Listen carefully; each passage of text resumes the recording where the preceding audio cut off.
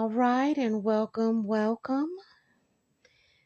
Today you get to see one of my secret hair tips. So, this is a 10-minute video, and so I guess I can probably share a few other tips along with one of my favorite hair tricks. So right here is my electric straightening comb. Yes. It is a plug-in electric straightening comb. I don't know what you would call them long time ago, but it plugs in at the wall. I am now embracing my gray, happily gray, and these are some two of the wefts that I am two different sizes that I am using, and I am showing you that I pre-stage it in my hair. So I have the shorter one in the front to make it nice and full, and I will use the longer one at the back to give me the tresses and the long length that I like. So if you can notice, the hair at the back of my head is short. Many years ago, when I was in my anti-gray stage, I used to dye my hair. I dyed my hair with a very reputable product, and it did not leave my hair dark and lovely. And it actually caused some skin damage to the back of my scalp, and the hair at the back of my scalp does not grow. So I have been installing and using extra hair extensions for many years. After I relax my hair, I would apply some kind of something. For many years, it would have been maybe a sew-in at the back. I never liked wigs. I never liked the wig caps. I always added on, or I just made do. But the truth is, I missed my hair. I had long, thick hair. And I would relax my hair 4 times a year. And in between the 4 times a year, I would color my hair. And I would receive wonderful results. And I would be black and lush, and my hair would match. So I found ways to supplement the hair that no longer grows. Once my scalp was damaged, the hair, the back of the nape of my scalp, the nape of my neck, that area grows and it stops and breaks.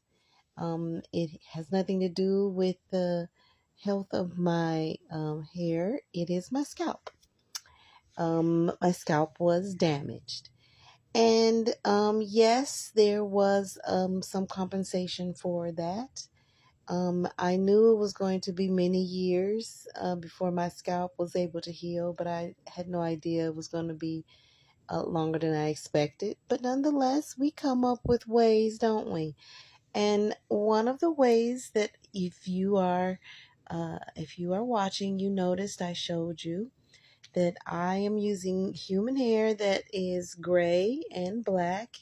I find it suitable to match the gray because I am no longer dyeing my hair.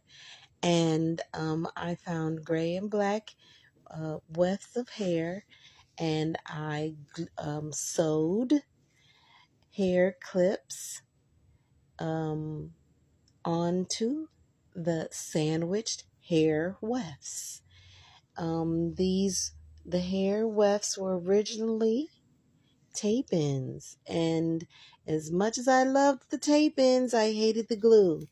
And so I said, and I started looking around, and I put my sewing skills to use, and I sewed um, two, I paired two wefts together and I sewed the clip on to the two sandwiched wefts, and it works magnificently.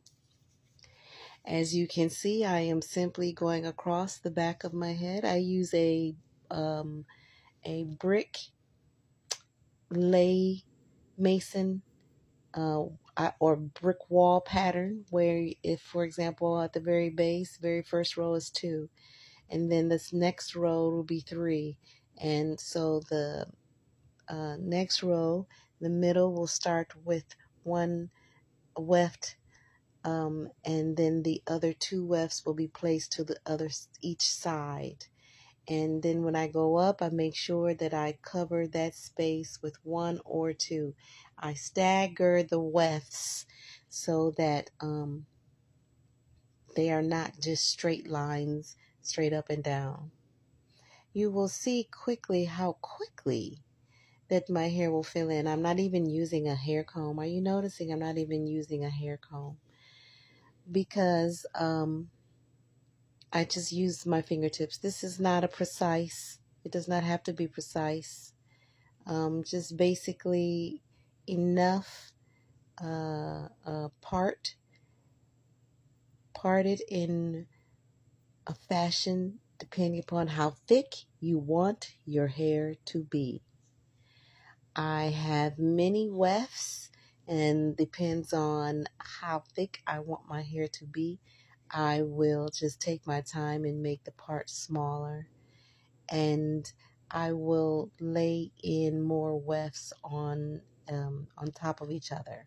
I will have more layers. You can see I am right there now at my temple, and I'm coming around in a teardrop fashion. As I go up, I come around my head in a curving fashion. I will have a leave out at the top. I'm going to have a part down the middle, and that leave out is going to be significant, and after a while you'll be able to see. But right now I'm on the sides, and I am about halfway done already. I am just showing you that I tend to just mark a starting point on one side of my head, and I work my way with my fingers around to the other side of my head. It does not need to be precise. So this is the next row, and I'm simply going to put the comb of the teeth of the little clip. I always start at the middle and I work my way outward. And you'll see me close my eyes because I'm visually seeing with my fingertips. So there's a little rubber pad underneath the teeth of the comb because it folds and holds the hair in place, and on gripping against the rubber pad. So if I want the hair to be movable, there are places where I want it to really just lay. So that is, I will insert the comb kind of close to the scalp, and then there are other places where I want the hair to move, and I will loosen that a bit, just a little bit, and so that the actual weft kind of flags. And I did not make you wait until the end, but as you can see, it took me approximately 15 minutes. This is before I finished it off with a little bit of curling. I didn't want too much curling because I'm going to be wearing a hat. Here you can clearly see the different wefts are laid in a row along the seam, along the part. And next, you're going to see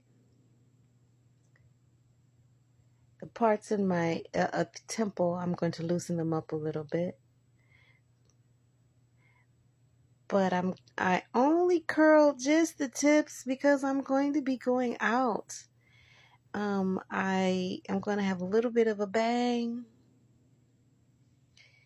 That little bit of a bang is going to give me the fullness at the forehead. But at any time, if I wanted to change this and put it to a side part, I can put it to a side part. I may make it a little more full, but it's going to be under a hat, so there's no need. It's not necessary. If I was actually going out, I don't have to worry about my hair getting any of these slipping. The clips slide them in nicely, and the little rubber pad grips